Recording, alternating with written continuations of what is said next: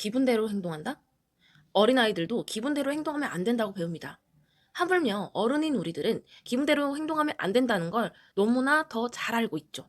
특히 직장에서 기분대로 행동한다라고 했을 때 짜증이 난다고 온갖 짜증을 다 부리고 있고 화가 난다고 티를 팍팍 내고 있으면 당신의 평판은 아마도 평균 이하일 거예요. 안녕하세요. 자존감 성장 전문가 임다정입니다. 오늘의 질문 주시겠어요? 기분과 감정의 차이는 무엇인가요? 일단 기분과 감정은 사실 굉장히 비슷한 맥락에 있어요. 큰 맥락에서 봤을 때는 거의 유사하다라고 느껴지기 때문에 자세히 들여다보지 않으면 차이점을 발견하기 어렵습니다. 하지만 자세히 들여다보면 분명한 차이점이 있어요. 감정은요, 아주 짧게 지속된다라는 특징이 있습니다. 짧으면 몇 초, 길면 몇 분 정도 유지가 됩니다. 그런데 기분은요, 짧으면 몇 분 정도, 길면 몇 주 혹은 그 이상 지속되기도 해요. 즉, 감정은 짧게 유지된다라는 특징이 있지만 기분은 지속적이다라는 특징이 있습니다. 하지만 이렇게 이야기하면 좀 헷갈려요. 그래서 좀 더 쉽게 설명을 해드릴게요. 우리가 하루 중에도 정말 수많은 감정들을 느낍니다. 슬프고, 기쁘고, 괴롭고, 우울하고, 짜증나고, 행복하고, 뿌듯하고. 정말 수많은 감정들을 느끼는데요. 이 감정들은 잠깐 잠깐 지나가요. 그런데 그 중에서 좀 길게 지속되는 감정이 있을 수 있어요. 만약 우울한 감정이 길게 지속된다라고 하면 그날의 기분은 우울입니다. 그래서 어떤 애니메이션에 유명한 명대사가 있죠. 오늘의 기분은 내가 정할 거야. 오늘의 내 기분은 행복이야. 이 명대사를 떠올리시면 이해하기가 좀 더 쉽지 않을까 생각이 듭니다. 기분을 관리하는 것이 중요한 이유는 무엇인가요? 기분이 태도가 되지 말자라는 베스트셀러 책이 있어요.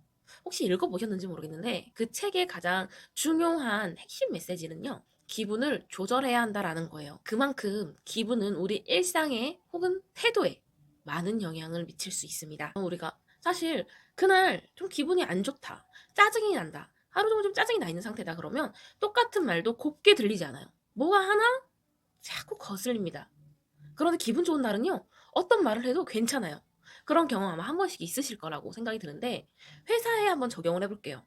업무 중에 어떤 자료를 찾아야 되는 업무가 있다라고 가정을 해봅시다. 그날 기분이 좀 좋다라고 하면 자료가 잘 찾아지지 않아도 어딨지? 어디다 뒀더라? 물어볼까? 하면서 좀 더 편하게 찾습니다. 마음이 덜 불편해요. 그런데 말이죠. 짜증이 가득한 날에는요. 어디다 둔 거야? 왜 이렇게 못 찾아? 대체 어디다 두고 나한테 말을 제대로 안 해주는 거야? 나 어디다 놨지? 왜 이렇게 못 찾지? 바본가? 이런 생각들이 막 들어요. 그러면서 인상을 팍 찡그리고 나 지금 건들지 마 라는 오로라를 팡팡팡 풍겨냅니다. 그럼 같이 일하는 동료들은 어떨 것 같아요? 쟤는 기분이 그렇든 말든 신경도 안 쓸까요? 아니요, 그렇지 않아요. 되게 신경 쓰이고요. 은근히 눈치가 보여요. 그런데 이게 한 번, 두 번 정도면 동료들도 그래, 그럴 수 있지. 유난히 좀 안 풀리는 날인가 보다 하고 넘어갈 수 있는데 여러 차례 반복이 된다? 그러면 그때는 나의 평판과 직결이 되는 거예요. 감정도 기분도 제대로 조절하지 못하고 또 저러네 하면서 부정적인 평가가 쌓이게 되죠. 결과적으로 봤을 땐 나에게 정말 좋지 않아요. 그렇기 때문에 기분을 잘 관리하는 게 중요합니다. 그렇다고 해서 무조건 기분이 좋아야 하고 항상 기뻐야 하고 항상 기분이 고텐션이어야 한다는 건 불가능해요. 그건 당연히 안 되는 겁니다. 사람이니까 안 되는 거예요. 그래서 기분을 관리한다는 게 항상 행복하고 기쁘고 기분이 좋아야 한다라는 의미가 아닙니다. 기분을 관리한다라는 거는요. 일단 그래프로 한번 설명을 드릴게요. 그래프를 보시면 기분이 좋고 행복하다라는 건 여기 위에 쪽에 포함이 돼요. 기분이 좋고 행복하고 성취감 있고 뿌듯한 그런 감정들이죠. 그런데 우울하고 짜증나고 화나고 그런 기분들 있죠. 그런 기분들은 여기 하단에 포함이 됩니다. 그래서 이 그래프로 표현을 하면 이 하단에 있는 걸 이 상단까지 쭉 끌어올리라는 게 아니에요. 그럼 너무 힘들죠. 근데 이 평균치, 그냥 괜찮은 이 평균치만큼은 좀 끌어올려 줘야 합니다. 이걸 기분을 관리한다라고 하는 거예요. 또는 기분을 회복한다라고 이야기하기도 하죠. 기분을 회복하는 포인트를 찾는 방법을 알려주세요. 기분을 관리한다. 기분을 회복한다는 건 사실 개인차가 굉장히 커요. 어떤 사람은 달달한 음료나 맛있는 디저트를 먹으면서 기분을 회복하는 사람도 있고요.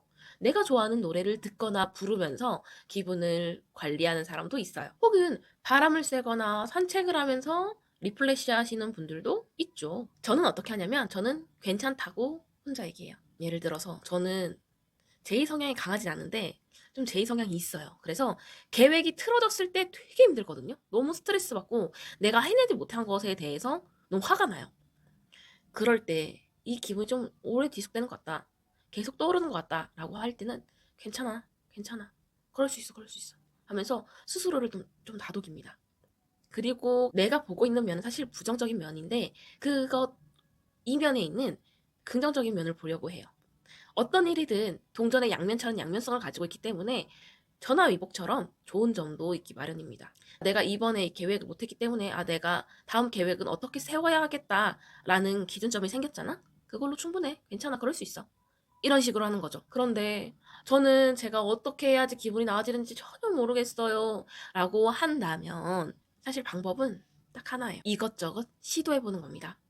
안 해보고 몰라요. 내가 어떤 방법이 잘 맞고 어떻게 했을 때 기분이 나아지는지 관리되는지 회복되는지를 알 수가 없어요. 그래서 이 방법 저 방법 시도를 해봐야 합니다. 산책도 해보고 노래도 들어보고 음료수도 마셔보고 영상도 보고 글도 써보고 여러 가지 방법들을 시도해봐야 해요.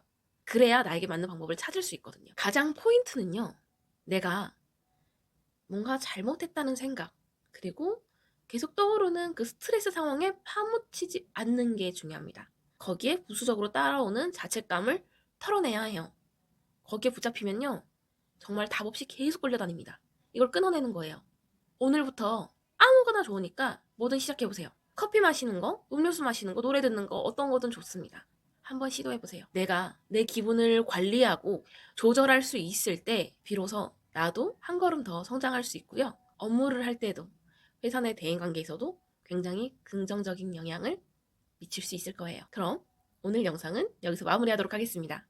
자존감 성장 전문가 임다정이었고요. 좋아요와 구독 부탁드려요. 오늘도 영상을 시청해주셔서 감사합니다.